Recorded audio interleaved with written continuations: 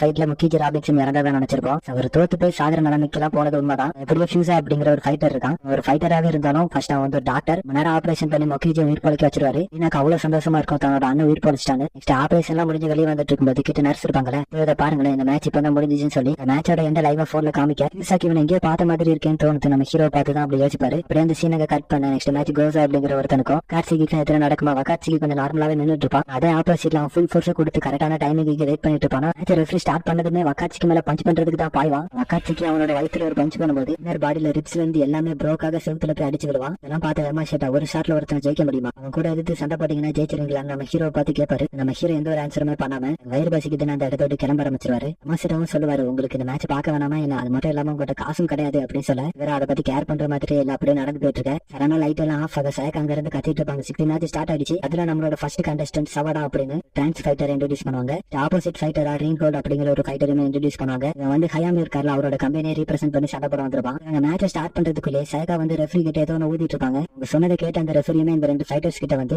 சவாடாவை பார்த்து, நீ வந்து உன்னோட என்ட்ரி சாங்கா மாடரஸ் மியூசிக் அப்படிங்கறது உன்னோட டீம் சாங்கா யூஸ் பண்ணிருக்க, அதனால ரெயின் வேர்ல்ட் ஸ்டேட்டாவே நாங்க செகண்ட் ரவுண்டுக்கு ப்ரோமோட் பண்றோம் அப்படின்னு சொல்ல எனக்கு ஒண்ணுமே புரியல, என்னடா சொல்றீங்க அப்படின்ற மாதிரி முடிச்சிட்டு இருப்பான். நம்ம சேர்மன் பெருசு மேட்ச் இப்ப தான் இன்ட்ரெஸ்டிங்கா போகுது அப்படின்னு பாத்துட்டு பாரு. பெருசு வந்து கூரை கேட்டுக்கிட்ட பேசும்போது தான் நமக்கே தெரிய வருது இது வந்து மியூசிக்காக தான் டிஸ்குவாலிஃபை பண்ணாங்க அப்படின்னு நினைச்சிட்டு இருந்தேன். அந்த கம்பெனியோட பேரு வந்து மட்ராஸ் மியூசிக் தான். நானும் கொஞ்சம் பார்த்து குழம்பிட்டேன். இந்த கம்பெனியோட பிரசிடென்ட் இருக்காங்களா, அவங்கள போட்டு அவர் கீழே உள்ள ரெண்டு ஃபைட்டரை செட் பண்ணி அவங்க வந்து நாங்க இந்த போட்டியில இருந்து விலகிக்கிறோம் அப்படின்னு சொல்ல வச்சிருப்பாங்க. ஆனா வந்து அவனோட பிரசிடென்ட் போட்டு மிரட்டி இருக்கிறத பார்த்ததுமே கண்டுபிடிச்சிருவான். சரியா நீங்க தான் ஏதாவது பண்ணிருப்பீங்க, ஒரு பொண்ணை போட்டு மிரட்டிட்டு இருக்கீங்க, உங்களுக்கு வெக்கமா இல்ல அப்படின்னு சொல்லி கேட்க, அந்த பர்பிள் கலர் ஹேர் வச்சிருக்காங்க வந்து கொஞ்சம் மெயின் மாதிரி அவளை மிரட்டல, அவளை தான் வாபஸ் வாங்கிக்கிறேன்னு ஒத்துக்கிட்டா அப்படின்னு சொல்ல சவாடா வரும்போது அந்த ஃப்ரீக் மாதிரி இருக்காங்க அந்த ஃபைட்டர் அடிச்சு போட்டு தான் வந்திருப்பான். சவாடா வந்து அவனை நார்மலா அடிச்சிருக்கே மாட்டான், ஃபுல் ஃபோர்ஸோட தான் அடிச்சிருப்பான். அவனும் சவாடா அடுத்து அந்த 3 பேருமே சண்டை போட தயாராயிட்டு இருக்க. ஃப்ரீக் இருக்கான வந்து முதல்ல சண்டை போடுறதுக்காக வருவான். இவனும் இதுக்கு மேல ஒரு பேலட் டான்சரா இருந்தனால அது வந்து அவ்வளவு பிளெக்சிபிளா மேல கீழே போயிட்டு வரும். அவனும் ஒரு மாதிரி மேலோட ஜம்ப் பண்ணி வந்துட்டு இருப்பான். அவட அவர் கிக் பண்ணி தரையிலே சாத்திடுவான். ஃப்ரீக் அப்படி ஒரு அடி வாங்கின பிறகுமே நெக்ஸ்ட் சண்டை போட தயாராயிட்டு இருப்பான். ரெயின்ஹோட அவனை தடுத்துட்டு மறுபடி பார்த்தா அவன் என் கூட ஒரிஜினலா சண்டை போடக்கூடிய ஆளு, நானே அவனை டீட் பண்ணிக்கிறேன் அடிக்க போவானா. அவட அவர் டொன்னோட மாதிரி சுத்தி அவனோட கழுத்துல ஒரு கிக் பண்ண அவன் கழுத்துக்கு முறிஞ்சது அப்படின்னு சவாடா நினைக்க அதே மாதிரி அங்க நடக்கும். நம்ம வந்து ரெயின்ஹோட கழுத்து வந்து முறிஞ்சிடுச்சுன்னு நினைச்சா அப்படியே இருப்பான். இதான் அவனோட டெக்னிக்கான அவனோட ஆங்கிள் பிடிச்சி அவனை வந்து ஈஸியாக பிரேக் பண்ணி விட்டுருவான். விட்டது மட்டும் இல்லாம எல்லா ஒரு டெக்னிக்கையும் என்கிட்ட யூஸ் பண்ண வந்திருக்கேன்னு பேசுவானா. வந்து அவனோட பிரசிடென்ட் வந்து ஒண்ணுமே பண்ண முடியாம நின்றுட்டு இருப்பாங்க. இவனும் சவாடாவை செலுத்துறதுக்கு வீசிட்டு அவனோட அடுத்த கால உடைக்க போக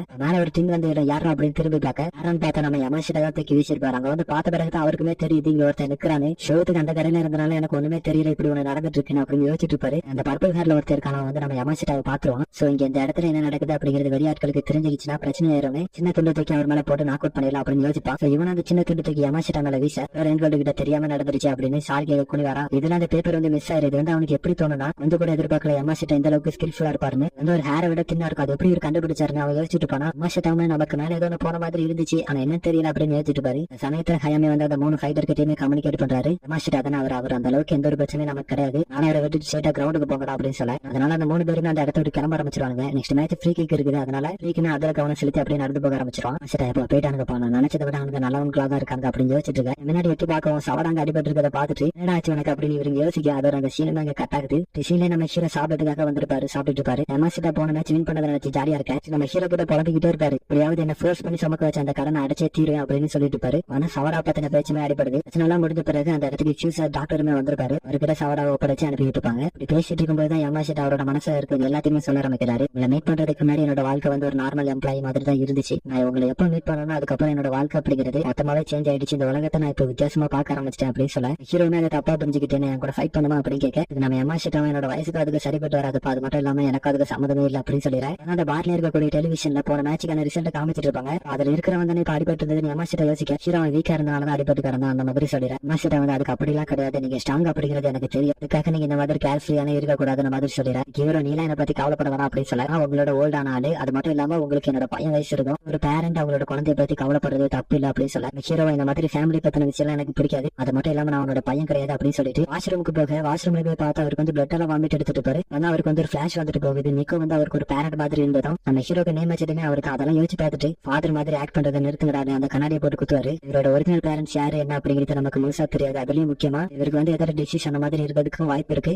இப்ப வந்து பிளட் எல்லாம் வாமிட் எடுத்தாரு ஆனா அதை வந்து யாருக்கிட்டையுமே சொல்லல. அப்படியே அந்த சீனங்க கட் பண்ண கிஜிங்கா அப்படிங்கிற ஒரு ஃபைட்டர் இன்ட்ரோடியூஸ் பண்றாங்க. எதிர்த்து நம்ம ஃப்ரீக் இருக்கான வந்து சண்டை போட போறான். இவன் வந்து இவாமி அப்படிங்கிற ஒரு கார்பரேஷன் கீழ தான் சண்டை போட போறான். வந்து ஒரு மெஷினரியா இருக்கனால அவங்க வந்து இவனை காசுக்கு வாங்கிருப்பாங்க. சோ இதை பத்தி ஹயாமி யோசிச்சுட்டு இவாமி கம்பெனிக்காரங்க வந்து ஒரு மெஷினரியா இறக்கிட்டு இருக்காங்க. அதெல்லாம் நம்ம ஃப்ரீக்கு எதிராக ஒர்க் ஆகாது அப்படின்ற மாதிரி யோசிச்சுட்டு இருப்பாரு. நெக்ஸ்ட் நம்ம ஃப்ரீக்குமே இன்ட்ரோ கொடுக்காம வரும்போது அவனோட அப்பாவை பத்தி தான் யோசிச்சுட்டு இருப்பான். உங்களை எப்படி கொள்ளணும் அதை விட மோசமா இவங்க கொண்டு போறேன் நடந்து வந்துட்டு இருப்பான். ஸ்டார்ட் ஆகிறதுக்கு முன்னாடி அக்கியமா கேட்பாங்க யமாஷிட்டா கிட்ட ஒக்கிட்டாவை எங்கன்னு. அதுக்கு அவருமே நம்ம ஹீரோ கொஞ்சம் கடிச்சு வாரேன்னு சொன்னாருன்னு சொல்லிட ஃப்ரீக்கு வந்து கிசங்காக்கும் சண்டை நடக்க போகுமா மேட்சை ஸ்டார்ட் பண்ணி விடுவோம். கிசங்காவை கீழே தள்ளிட்டு அவன் மேல உட்காந்து ஒரு மாதிரி பேசிட்டு இருப்பான். அப்பா சொன்னாரு மார்ஷல் ஆர்ட்ஸ் விட ஜூடா தான் பெருசுன்னு சொல்லிட்டு இருக்கும்போது கிசன்கா வந்து அவன் மூஞ்சி எடுத்து வாங்கிட்டு இருக்காரு. அதெல்லாம் சடனா தட்டி விட்டு கிசன்கா கிட்ட நீ எந்த ஒரு ஷர்ட்டுமே போடாம இருக்க பிரிண்ட் பண்ணி அடிக்கிறது கஷ்டமா இருக்கலாமே அவனோட கழுத்தை பிடிச்சி நெருக்க ஆரம்பிச்சிருவான். இருக்க வாயில நுர தள்ளிட்டு இருக்கேன். என்னோட அப்பா அதர் சைடு பார்த்தனா நல்லா இருக்கேன்னு சொல்லிடுறேன் அப்படின்னு சொல்லிட்டு இருப்பான். கிசன்கா அவருக்கு இவ பண்ற மாதிரி இல்ல தேவனா நீ எப்படி உன்னோட அப்பா கிட்ட சொல்றாங்க இந்த கண்ணு இருக்குல்ல அதுல அவரோட வரல இறக்கிடுவான். ஒரு ஃப்ரீக்கா வழியில கையை விட்டுவான்னு பார்த்தா கூட கொஞ்சம் நெருக்கி இருக்கிறான். வேற வழி இல்லைன்னு அவரோட காத்துக்குள்ள முதல் ஃபிகர் இறக்கிறாரு.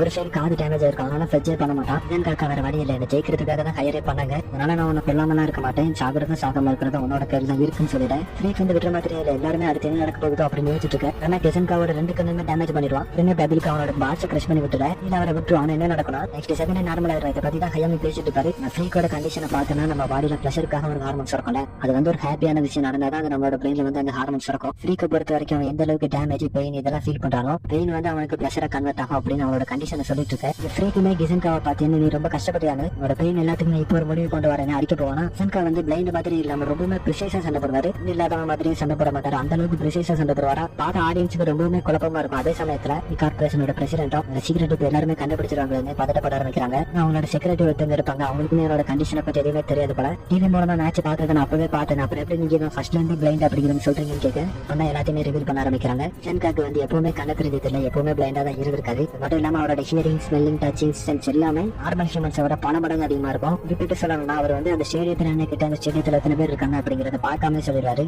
நம்ம பார்த்துன்றது கூட அவ்வளவு கஷ்டம் சொல்லிடலாம். ஆனா அவர் வந்து அவ்வளவு ஈஸியா பண்ண வராது. இந்த சமயத்துல இங்க நம்ம ஃப்ரீக்குமே அவனோட உடஞ்சல் போக நைட்டா கிட்ட சண்டை போட வருவானா. இன்னொரு ஹை சைடு பிக் கொடுக்க அவருமே காலை சுத்தி கீழே போட போவான். அவருமே வழி கொடுக்காம அவனோட மூஞ்சில மிதிச்சிட மறுபடியும் அடிக்கிறதுக்காக வர இவர் அவனோட கழுத்துல ஒரு வாட்டை போட்டு விட்டுருவாரு. அவனோட கழுத்தை பிடிச்சி திருக்கி விட்டுட்டு அவனோட இன்னர் பேரியர் ட்ரைனிங் பண்ணிருக்க மாட்டேன்னு அவனோட கண்ணுக்குள்ளே வரல விட்டு ஆட்டிடுவாரு. ஸோ ஃப்ரீக்கு வந்து ஒரு பிளாஷ்பேக் போறாங்க. அந்த பிளாஷ்பேக் என்ன நடக்குதுன்னா ஒரு அப்பா வந்து ஒரு ஜூடா மாஸ்டர் தானே அவர் கீழே நிறைய ஸ்டூடெண்ட் இருப்பாங்க. இன்னொரு ஸ்டூடெண்டா இருந்து ஜூடா பழகிட்டு தான் இருந்திருக்கான். அவனுக்கு வந்து ஒருத்தர் கொலை பண்ணணும் அப்படிங்கிற இன்டென்ஷன் வந்து சின்ன வயசுல இருந்து இருந்திருக்கு. கட்டுப்படுத்த முடியாம அவன் கூட இருந்தவங்களே கொலை பண்ணிருப்பான். இதை பத்தி தான் அவனோட அப்பாவுமே அவங்க கிட்ட கேட்டுட்டு இருக்கோம். அவனோட அப்பாவுமே அவன் கொலை பண்ணிருப்பான். அப்பதான் இந்த பிளாஷ்பேக்மே இதோட எண்டாக கிசங்கா ஜெயிச்சதை ஹையாமே பார்த்துட்டு ஃபைட்டா தோத்துட்டான் அப்படிங்கிறனால நம்மளால ஒண்ணுமே பண்ண முடியாது. என்னமே நம்ம கிட்ட 2 ஃபைட்டர் இருக்காங்க பாத்துக்கலாம் நம்ம மாதிரி யோசிச்சுட்டு பாரு. அதான் யமாஷிட்டா வந்து ஃப்ரீக் டெத்தா இருப்பான். அதை பார்த்து கவலைப்பட்டு இருக்க. ஹீரோ வந்து வீக்கா இருந்தா சாகிறது நார்மல் தான். அதுதான் ஃபிட் செயினே இருக்குது அப்படிங்கிற மாதிரி சொல்ல யமாஷிட்டா வந்து ஒரு கோபத்தோட ஷாக் அடிக்கிறது அப்படிங்கிறது எப்பவுமே நியாயமாகாது. இது மாதிரி யாரையும் கொண்டதுல இல்ல கொண்டிருக்கீங்களா அப்படிங்கிற மாதிரி கேட்க நம்ம ஹீரோக்குமே இன்னைக்கு அவரோட கண்ணு முன்னாடி டெத்தானது வந்துட்டு போகுது. ஹீரோமே இதெல்லாம் யோசிச்சு பார்த்துட்டு உங்களுக்கு எல்லாம் இது புரியாது தூக்குபர் அப்படின்னு சொல்லிட்டு போயிருவாரு. அதே சமயத்துல நம்ம டாக்டர் சீசா இருக்காருல அவர் ஆபரேஷன் தியேட்டர்ல இருந்து ஹீரோட ரிப்போர்ட் தான் பார்த்துட்டு பாரு. அதுல என்ன இருக்குன்னா ஹீரோக்கு வந்து உயிர் வாழ ரொம்ப நாள் இல்ல அப்படிங்கிற மாதிரி ரிப்போர்ட் இருக்கு. சோ இதோட இந்த சீசன் இடத்துல